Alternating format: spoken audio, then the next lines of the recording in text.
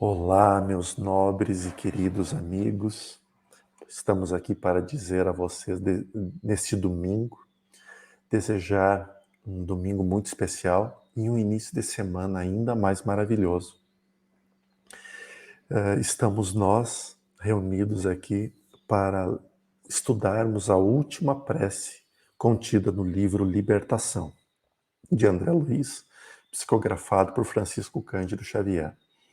E é uma prece lindíssima, de uma obra encantadora. E a melhor forma de nós começarmos esse domingo, então, é convidar a todos vocês para que juntos possamos fazer a nossa prece, para depois aprofundarmos em mais uma prece tão bela dessas obras de André Luiz. Convido vocês a fecharem os olhos e a imaginarem como gostariam que essa semana fosse, entregar os seus pedidos, entregar as suas vontades, para que o Criador possa conosco estar. Obrigado, Senhor, por mais esta oportunidade de junto a Ti poder aprender e crescer. Obrigado, Senhor, por nos trazer esta oportunidade de nos reunirmos em Teu nome para aprender, para conviver e para buscar aquilo que tanto almejamos. Permita que neste momento, Senhor, juntos possamos estar mais integrados e desta forma vivendo mais na plenitude da Tua vida. Mostrai-nos, Senhor, aquilo que tanto desejamos com mais clareza. Mostrai, Senhor, as nossas conquistas para que jamais esqueçamos de tudo o que aprendemos e conquistamos. Mas dai-nos também a força para todos os dias buscar novos caminhos e olhar novos horizontes. Obrigado, Senhor.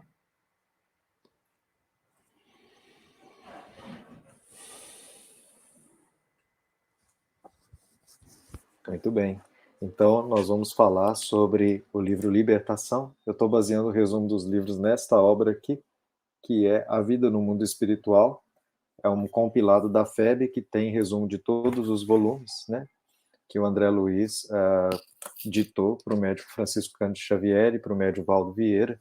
O livro Libertação é o número 6 da série. E a gente já estudou uma prece desse livro no vídeo anterior. Então, a gente viu, né, que existia uma missão socorrista, que tinha um instrutor Gúbio, que estava junto com André Luiz e o outro amigo, que eles estavam assim numa missão de resgate, né? E que eles procuravam socorrer uma senhora de nome Margarida, que era filha espiritual do Gúbio, e que era ligada, né? Essa Margarida era ligada a um espírito governador de uma cidade densa de nome Gregório, e que no comentário sobre o livro eles falam que era o Papa Gregório algum número, que eu não lembro, porque existia um Papa Gregório do 1 até o 20 e tantos, né? Então um dos Papas Gregório era esse Gregório do livro, e ele então comandava uma cidade vasta na zona densa, e a mestra, vamos dizer assim, né, a benfeitora do Gúbio, era mãe espiritual do Gregório, e ela queria se reaproximar, e ela sentia assim, eu sinto que Gregório agora está ficando entediado do mal. Ele não acredita mais na vitória das trevas e ele acha, né, que ainda deve ficar lá, até por uma obrigação, pelos títulos que ele conquistou lá, mas agora ele começou a dar sinais de poder se arrepender e poder se integrar de novo, né, ao meu espírito. E eu desejo muito resgatar o Gregório. Então, na primeira etapa, a falange do Gregório estava obsediando a Margarida com várias formas ovoides e com perseguidores muito endurecidos, né? E qual que é a estratégia do Gúbio? A estratégia do Gúbio foi auxiliar os perseguidores. Então, à medida que ele auxiliava esses perseguidores foram vendo, né, tanto a bondade como o poder mesmo, né, o alcance do espírito do Gúbio, eles foram se rendendo a essa tarefa de auxiliar a Margarida. Então, na fachada, eles estavam lá obsediando, mas eles começaram a auxiliar a Margarida, né? E aí eles sabiam que ia ser uma questão de tempo para a falange do Gregório descobrir que eles estavam desligando a Margarida das formas ovoides e que ela estava sendo liberta do processo obsessivo. E eles sabiam que quando isso acontecesse, a casa ia ser invadida. Porque o Gúbio falou assim: Margarida já está bem melhor, mas ela ainda não tem méritos próprios, ela ainda é frágil. Então, se voltarem aqui, né, influenciarem ela novamente, ela vai adoecer novamente. A gente precisa fortalecer a casa, fortalecer o espaço. E aí, o Gúbio, ele pede ajuda, então, para Matilde, que é essa benfeitora, que é a mãe do Gregório, né? E eles montam como se fosse uma espécie de missão de socorro na casa da Margarida. Então, todos os espíritos que começam a pedir ajuda começam a lotar a casa e eles começam a criar uma psicosfera para, na hora que o Gregório fosse lá ajustar as contas, tivesse um encontro entre a Matilde e o Gregório, né? Então, esse é o ápice do livro, quando a Matilde consegue se aproximar do Gregório, porque ela não ia conseguir se materializar lá na cidade densa, né? Então, esse é o contexto do livro. E essa prece, então, acontece quando o Gúbio já conseguiu fortalecer a casa e ele pede, então, para Matilde se materializar lá, porque ela é um espírito tão superior que ela não tem perispírito, né? Para ela poder, então, comandar, né, esse encontro com o Gregório. Então, é isso que está acontecendo aqui. A Matilde, ela se materializa nesse espaço, então, que está cheio de espíritos sofredores, que está sendo que estão sendo acolhidos ali naquela casa, né? E o André Luiz, então, ele fala assim no capítulo 28, Palavras da Benfeitora. De todas as fisionomias transbordavam o contentamento e a confiança quando o nosso orientador, erguendo a voz no cenáculo de fraternidade, rogou humilde e comovente. Então, o Gúbio está pedindo a ajuda de Deus, né, de Jesus, para ela poder se materializar. Senhor Jesus, digna-te abençoar-nos, discípulos teus, sequiosos das águas vivas do reino celeste. Aqui nos congregamos, aprendizes de boa vontade, à espera de tuas santificadas determinações. Sabemos que nunca nos impediste o acesso aos celeiros da graça divina, e não ignoramos que a tua luz, quanto a do sol, cai sobre santos e pecadores, justos e injustos. Mas nós, Senhor, nos achamos atrofiados pela própria imprevidência. Temos o peito ressecado pelo egoísmo e os pés congelados na indiferença, desconhecendo o próprio rumo. Todavia, mestre, mais que a surdez que nos toma os ouvidos e mais que a cegueira que nos absorve o olhar, padecemos, por desdita nossa, de extrema petrificação na vaidade e no orgulho que, através de muitos séculos, elegemos por nossos condutores nos despenhadeiros da sombra e da morte. Mas confiamos em ti, cuja influência santificante regenera e salva sempre. Poderoso amigo, tu que abres o seio da terra pela vontade do Supremo Pai, usando a lava comburente, liberta-nos o espírito dos velhos cárceres do eu, ainda que para isso sejamos compelidos a passar pelo vulcão do sofrimento. Não nos relegues aos precipícios do passado.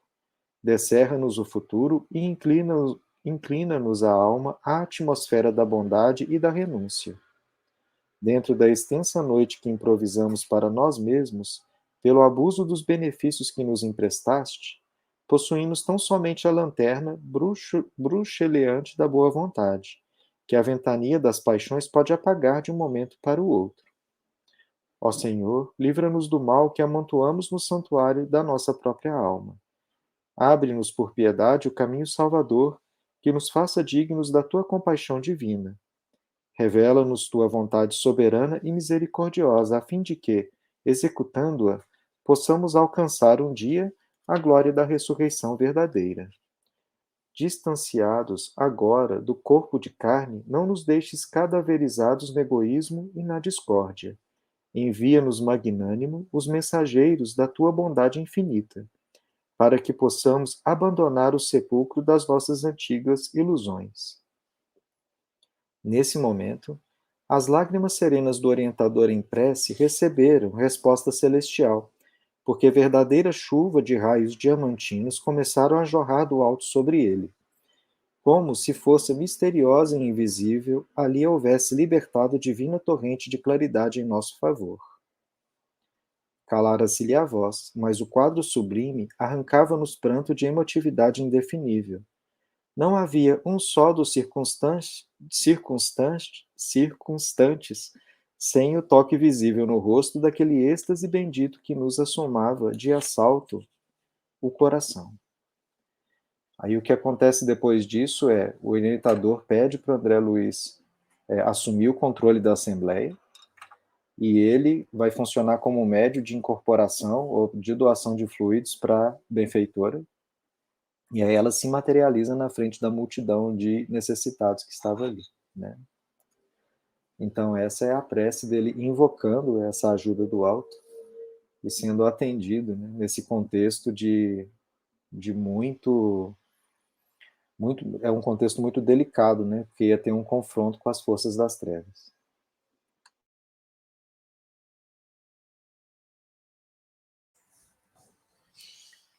Interessante essa prece e principalmente o resumo que tu abordou ali no início, Robson. Porque tem uma parte ali que falava que a mãe via a possibilidade do arrependimento. Veja, não é uma solução, é simplesmente uma pequena brecha de possibilidade para o arrependimento, né? E a espiritualidade trabalha com isso. Um outro ponto que precisa ser reforçado é: nossa, mas como que benfeitores auxiliam obsessores? Isso é muito comum no mundo espiritual. Eles se vestem da mesma forma, escondem sua luminiscência, escondem sua luz para parecer iguais, para estar ali circulando. Então eles participam dos processos de organização para as obsessões e até vão às casas dos obsessores. Mas eles vão com um único objetivo: resgatar, auxiliar aquele que ali está sofrendo, que é o obsessor. Consequentemente, obsediado também. Então, nessa companhia, eles ficam auxiliando o perseguidor. Mas toda essa organização, na verdade, é para que possa chegar a Gregório. Se movimenta, se resgata outros espíritos ao redor, mas com um único objetivo: Gregório. E a função de Gregório era fazer com que ele estivesse frente a frente à mãe. E aí, nessa prece trazida por esse irmão, e já se colocando na condição de doador, né, energético. Nesse caso, a gente não pode nem falar doador de ectoplasma, porque já se fala de um espírito desencarnado, já se fala de um instrutor espiritual. Então, o ectoplasma, aspas, ali usado para materialização, já é de um corpo sutil, para poder materializar um outro corpo sutil. Veja que nesse processo não passa a mediunidade de alguém encarnado ou reencarnado. Trata-se de um fenômeno de materialização de mediunidade no mundo espiritual, com espíritos desencarnados. Tudo com o objetivo de ali estar frente a frente, Gregório e sua mãe. Esse tipo de demonstração de amor, de aula prática de auxílio, né? Porque veja, luzes brilhantes como diamantes caíam sobre nós como chuva, né? Toda a vez que nós rezamos, algo semelhante ocorre. Mas nós não precisamos ver para que isso ocorra. Isto vai ocorrer pelo fenômeno da prece, pelo fenômeno da elevação espiritual, da vibração espiritual que nós nos colocamos, do estado alterado de vibração e de consciência que nós ficamos. Isso ocorre, nos trazendo calmaria, nos trazendo discernimento. O que nos impede É a crença. Quando a gente não crê, por exemplo, a gente reza, mas não crê. Eu sempre erro, eu estou nessa, opa, peraí, deixa eu lembrar qual delas que é nessa aqui mesmo. A intuição estava certa. Eu estou com 4 grãos de mostarda cravado aqui na orelha. E toda vez que eu olho para um grão de mostarda, e não tem como não lembrar do que Jesus disse. Quando a vossa fé estiver do tamanho de um grão de mostarda, ou seja, não é o tamanho de uma bolinha de gude, que já é pequeno. Não é do tamanho de um coquinho, de uma bala. É de um grão de mostarda, a menor das sementes. Você poderá dizer a essa montanha, vá daqui para lá, e elas obedecerão. Então quer dizer que a nossa fé é menor do que um grão de mostarda. Porque então a gente reza, mas não acredita. A gente pede, mas não acredita. Esse é o processo.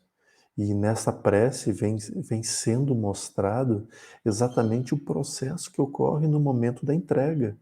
Porque o nosso irmão espiritual, ele apenas faz uma rogativa a Deus para dizer: precisamos de Ti, Senhor. Dai-nos força, traga-nos aquilo que mais precisamos. Então, cai o que ele pediu, o que mais precisamos, luz. Cai a chuva luminosa. E com a chuva luminosa, a expansão vibracional, a expansão consciencial e a materialização do espírito que vai conduzir o trabalho final. Não dá para falar muito spoiler, porque as pessoas têm que ler o livro, né? O livro é bom demais.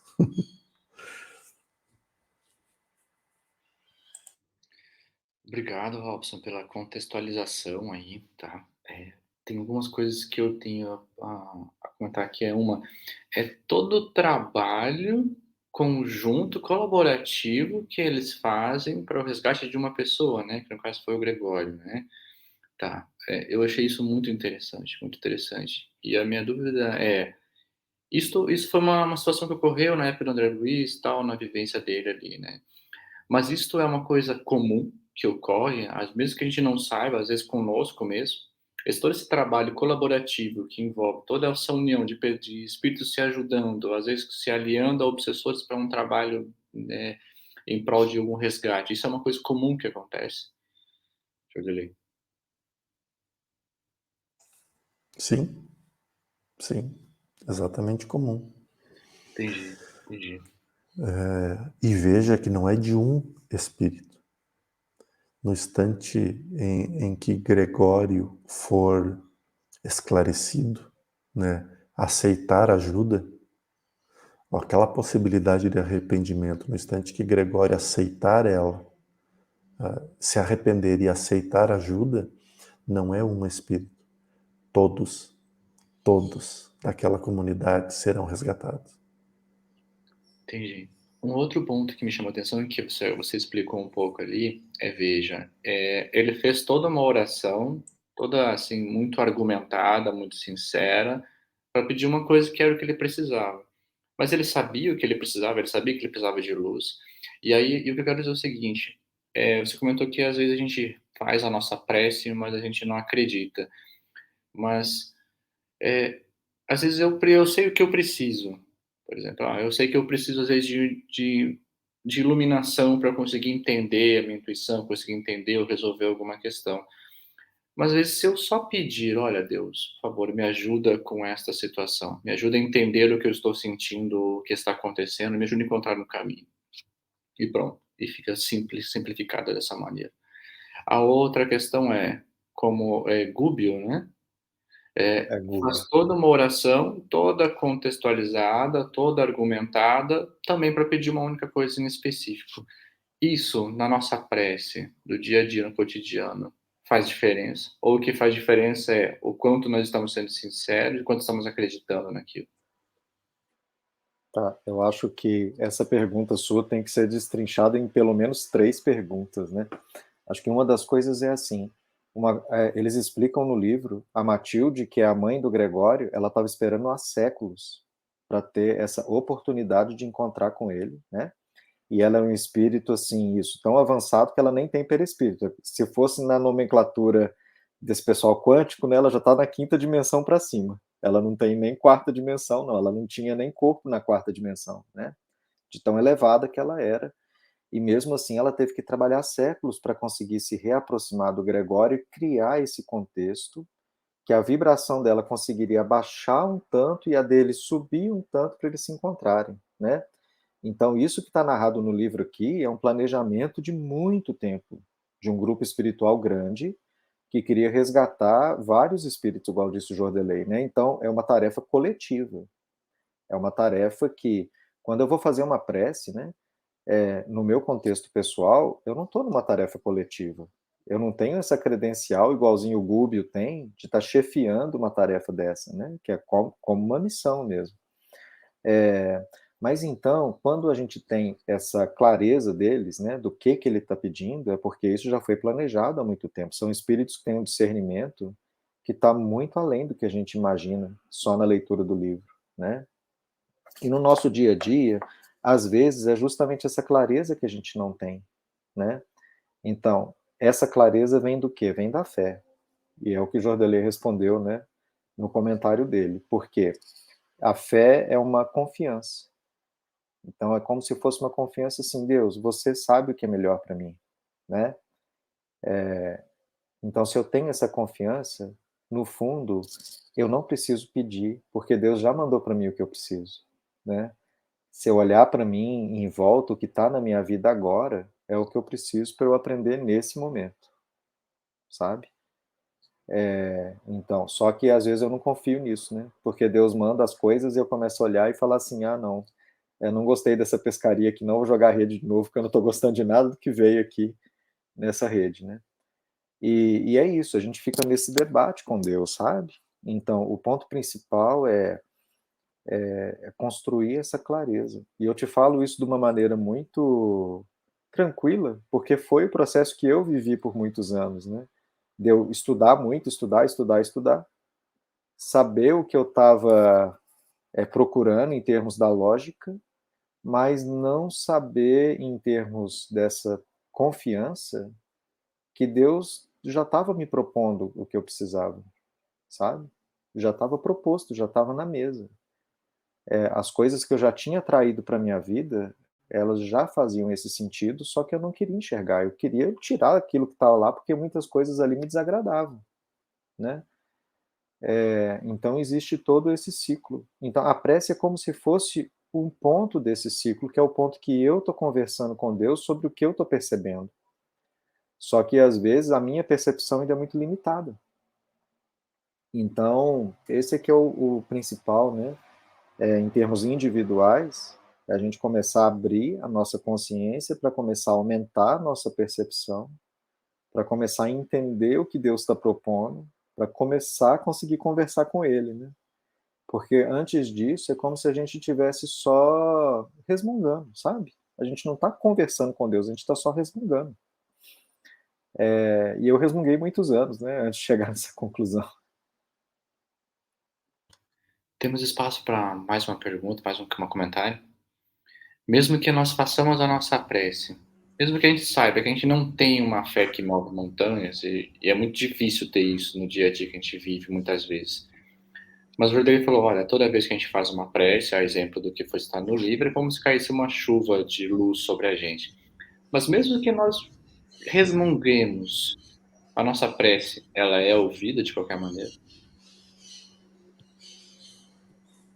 Sim. Ela é ouvida de qualquer maneira, a luz ela vem, mas tem hora que a gente faz igual criança, sabe? A gente faz assim, ou assim. É porque tem hora que o que Deus manda não é o que a gente quer ver. Aí a gente fecha os olhos. Imagina que Deus te manda algo e tu diz, ô Senhor, eu agradeço um monte isso que o Senhor me mandou, mas acho que tem mais gente precisando disso, enquanto isso eu fico esperando o que eu lhe pedi. Ou seja, a gente vai passando adiante as coisas. Ou como uma criança, né? Só tem pão. E ela diz, mas pão eu não quero comer. Ou seja, é uma das coisas, né? Então, nós temos isso, de não conseguir entender como as coisas se processam. E nós nós todos mesmo, inclusive eu, né? Primeiramente eu. Quando a gente quer alguma coisa, a gente quer aquilo. E a gente não se dá conta das coisas que ficaram ao redor. Veja, Bruno e pessoal, a gente diz erroneamente, eu só tenho um caminho. Está errado.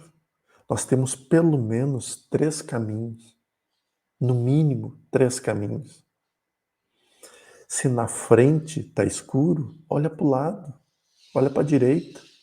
Está escuro, olha para a esquerda. Em algum lugar vai ter luz, cara. E aí caminha. Mas é que eu queria ir para lá. Cara, mas tem luz aqui. Aceita essa luz. Tem luz aqui. Por que tu vai querer caminhar no escuro se tem luz aqui? Né? Isso é uma das coisas que para nós ainda é muito difícil. E seguir esse caminho que tem mais luz, é como nós conversávamos em um outro momento, né? Às vezes está dando murro e ponto de faca, e às vezes aquele não é o caminho. Mas se tu olhar para o lado, tem um caminho que está brilhando ali, você não está vendo. E às vezes só falta você ter um pouquinho de fé e encarar aquele caminho.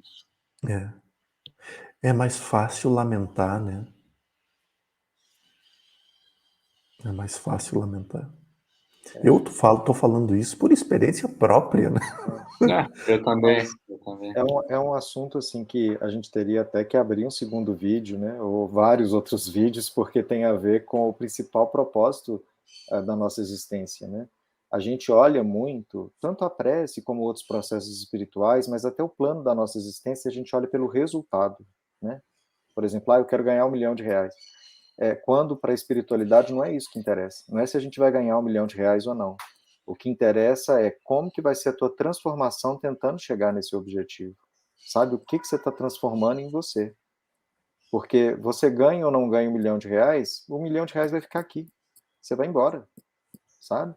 Então, o que interessa é, nesse processo, né, da busca do que você imagina que vai te fazer feliz, que transformações você fez em você mesmo, sabe? E aí, isso a gente não pede na prece, né? A gente pede o resultado. E aí que a gente se frustra muitas vezes, porque não é isso que interessa para os espíritos superiores, né? Ou para o próprio Deus. Não é isso que ele quer. Eu li recentemente agora num trecho do Evangelho no Lar, onde falava muito sobre essa questão de a gente pedir as coisas, mas antes peça para que Deus melhore, te ajude a melhorar a sua alma, te ajude a melhorar quem você é, para que depois agregue-se as outras coisas, né?